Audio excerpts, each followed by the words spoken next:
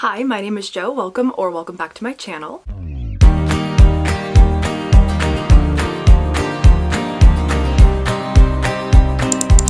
So today we are doing my January wrap up, and in January I read 11 books. I read 1 audiobook, I read 5 physical books, and then I did end up reading 5 books on my Kindle. Honestly, this was one of my best reading months ever, not just the number of books I read, but the quality of them. There was only 1 book that was a 3-star rating from me, and the rest were 4, 4.5, or 5 stars. So I think where I'm going to start is the 1 audiobook I read. I'm very new to audiobooks, and I'm still trying to figure out what kind of books I enjoy listening to in that format. And this book was rated 5 stars, and it is I'm Glad My Mom Died by Jeanette McCurdy. So obviously I also have the physical copy of this book, and I grabbed this right when the book came out. I was super excited to read it, and I got about a third of the way through. But as everyone knows, this book is a lot. This is a memoir. It is so beautifully done. Jeanette McCurdy, I'm sure all of you know, but was Sam on iCarly and Sam and Cat on Nickelodeon. And when she wasn't playing Sam Puckett behind the scenes, she was dealing with so much in her life, and this really dives into all of it. Definitely check trigger warnings. I would say the biggest ones being eating disorders and domestic violence. So I think when I started reading this as someone who also has a very complicated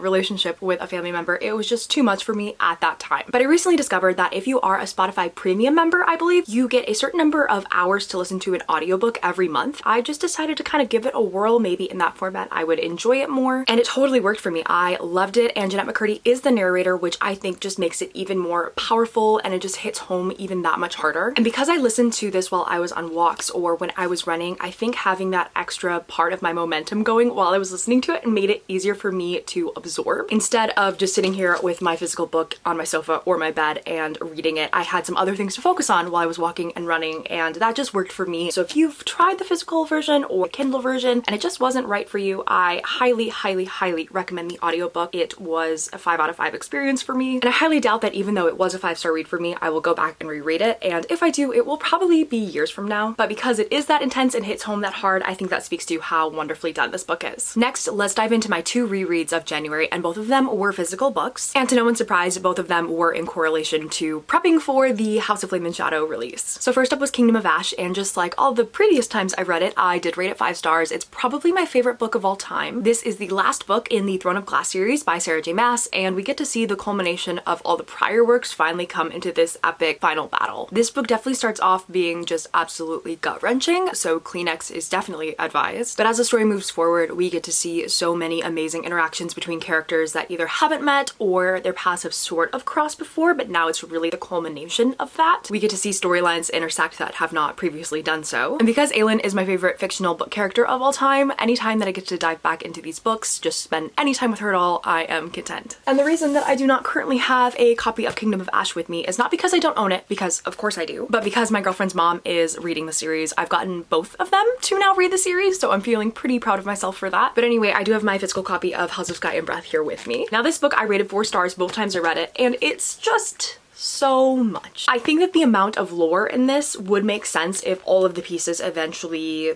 had a purpose, but I just don't think they do. And I'm saying that as someone who has read House of Flame and Shadow now. I was expecting more things to like come together and give a reason as to why there is so much information in both this book and House of Earth and Blood, but we just don't see that. So I think if this had been edited down and if we got more out of Hunt and Bryce's relationship, I might have rated it higher. But as it stands, I did rate this 4 stars. And if you have not read this, I would say that similarly to Throne of Glass, just to prepare for lots of point of views and to make sure that now that it's out, you already have House of Flame and Shadow on hand, because the cliffhanger is something that you won't want to wait for. The next physical book I read, I actually borrowed from a friend, and this is One Dark Window. This is a fantasy novel, and I did end up rating it 4 stars. I do also think that if you're not super into fantasy, but you like things like gothic fiction, this would still probably be up your alley. It is a darker fantasy with a really unique magic system, and that was actually one of my favorite parts about the book. As a big fantasy reader, you do tend to see the same types of magic systems repeated throughout different books. And clearly that's not boring enough for me to stop reading fantasy books. However, when there is a unique magic system, it just adds something so special. So in this duology, there are 2 different ways to obtain magic. Now, one of these ways is entering into a piece of nature, and there's like a sickness involved, and you don't know what kind of magic you're gonna get and what the consequence of that magic is gonna be, because in the series both kinds of magic do have a balance that is required. So whether it's this kind of magic or the one I'm about to talk about, there is a consequence to the positive sides of that magic. And this first type of magic that I've just explained is illegal. Now, the second kind of magic is what I find to be so unique, and it's through a set of cards. It's sort of reminiscent of tarot cards, and depending on which card someone is in possession of, the magic is different. So there are cards that enhance strength or enhance beauty or can make someone invisible. And again, for each type of that magic, each type of that card, there is a negative consequence to it. And our main character has the first type of magic, the kind that is illegal, but she's been able to hide what's been happening to her for, I believe, like a decade or 11-ish years. In this story, however, we get to see her meet and work with other people that end up being on her side. I love the progression of the story. I love the side characters. They're super fascinating. And I do think the way that the author, Rachel Gillick, introduces the cards and the positive and negative effects of each card is very creative. Consistently throughout the book, we get this information through riddles and poems, and that is just something that was very new to me, and so I really enjoyed it. The next book I read is Hellbent by Leigh Bardugo, and I also rated this one 4 stars. This is the sequel to Ninth House. Both are sort of dark fantasies. There's definitely mystery and thriller elements involved. I would say some horror as well. Again, just like One Dark Window, if you are a fan of gothic fiction, I think you would enjoy this. As I always say, I do think that this author is more plot focused than character focused, which doesn't normally work for me. I'm a very character driven reader, and I do think that both Ninth House and Hellbent have slower starts. However, if you push through at about like the halfway mark in both books, it really just takes off. And not only with more characters interacting, but the action gets more intense. I do think that this one was more character driven than the first. And other than the action-packed scenes, I do think that my favorite part of Hellbent was seeing our main character, Alex Stern, work really closely with a group of characters that she did not work as closely with in Ninth House. As potentially the biggest fan of the found family trope, I do think that this book had hints of that, which is probably why I enjoyed it enough to rate it 4 stars. And my favorite part about that is we still get to see Alex Stern remain brave and determined and clever. And she doesn't lose any of that, but she does gain more interpersonal skills and relationships. So it sort of builds on her character without taking away from anything. And I think that is really awesome. Alex Stern is definitely one of those like good for her characters, which I love. Now it's time to talk about the star of January, and that is of course House of Flame and Shadow. I think it's safe to say that this book is not exactly what anyone expected, myself included. And what I'm about to say will not include any specific spoilers for any parts of the series. I will not be naming like specific characters or plot points, but just fair warning, if you don't want to know anything about this going in, fast forward a little bit. So when I say that this isn't what I expected, that doesn't necessarily have to do with the crossover aspect. I went into this knowing it is a Crescent City book, and the crossover sections were probably my favorites, but I guess what was really surprising for me is how many characters ended up not really being necessary. We had a lot of different points of view that I don't think we necessarily needed. I think that a lot of the characters that have been introduced, one specifically towards the end of House of Sky and Breath, made it feel like they were going to play a really big part in the series and then ended up being useless. And because these books are already so long, I'm just not sure why these characters were involved or why their stories weren't edited down. In the first 2 books, I was a big fan of Bryce, and I still am, but I feel like in some parts of this, I just disagreed with her quite a bit. I felt like there was still that disconnect with her and Hunt that I felt in the last book, but I still thought it was a page turner. I was still really invested in everything that happened. I loved getting to know more about characters such as Lydia. And I guess the last thing with this book is I'm just a little confused about where the future of this series is going. And that's because I do feel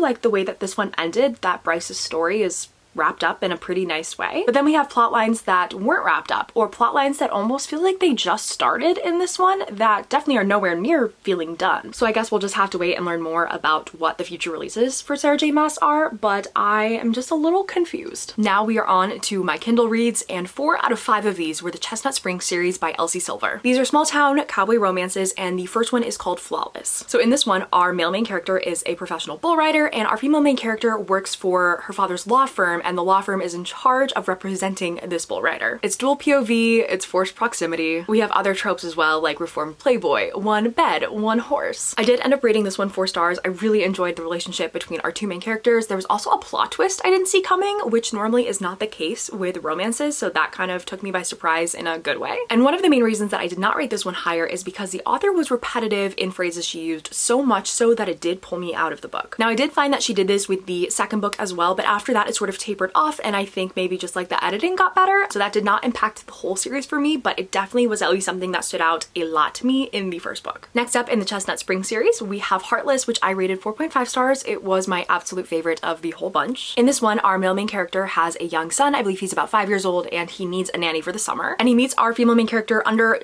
not the best circumstances, but she does end up becoming the nanny to his son. This is definitely a heavy, grumpy sunshine trope book. The tension is impeccable. I think that Elsie Silver has a true gift gift of balancing the pacing of her books and the pacing of building her characters' relationships, and this book just really shines in both of those senses. I'm also not typically the biggest fan of kids in books. I just find that they're often written in a way that is, childish is the wrong word, but a bit cringy, and I don't feel like Elsie Silver did that in this book. I think she wrote the 5-year-old as a 5-year-old would be in real life, like there's no baby talk. The 5-year-old and our female main character were able to create this amazing relationship because of it, and that only made me more invested in the relationship between our female main character and our male main character. And with both of our main characters, we do get to learn about their past and their insecurities from them, and that is sort of wonderful because we get to see both of them work through their past, learn from their past, and take all that knowledge and build their own new family. The 3rd book in the series is called Powerless, and I rated this one 4 stars.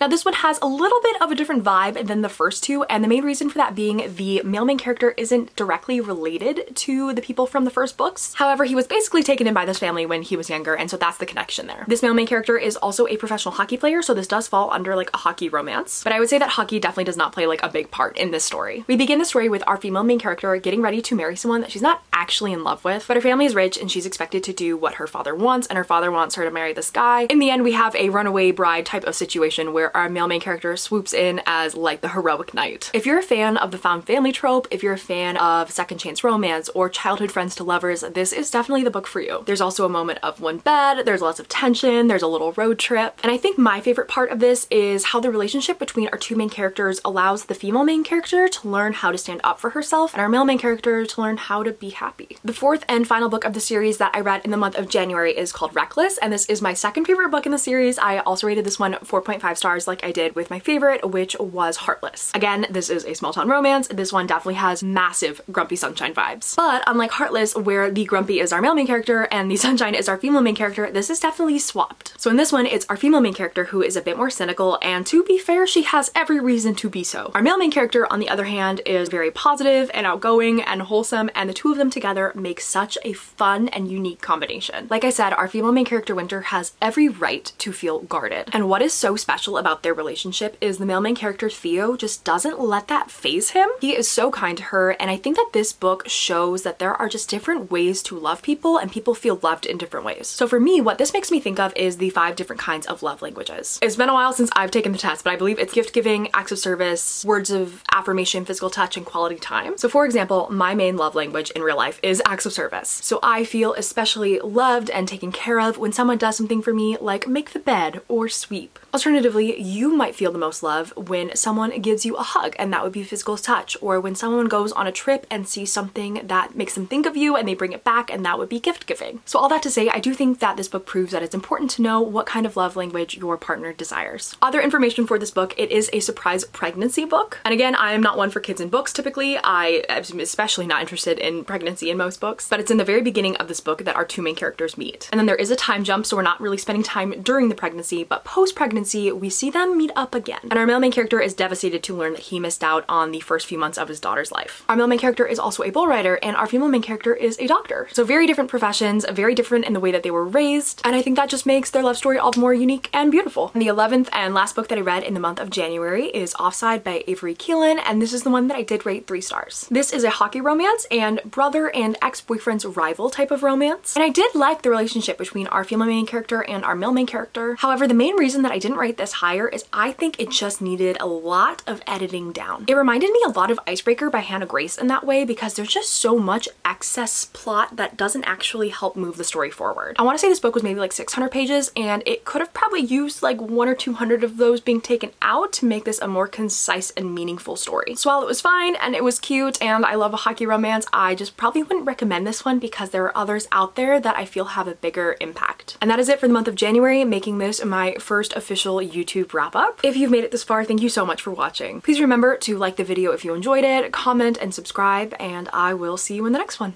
Bye.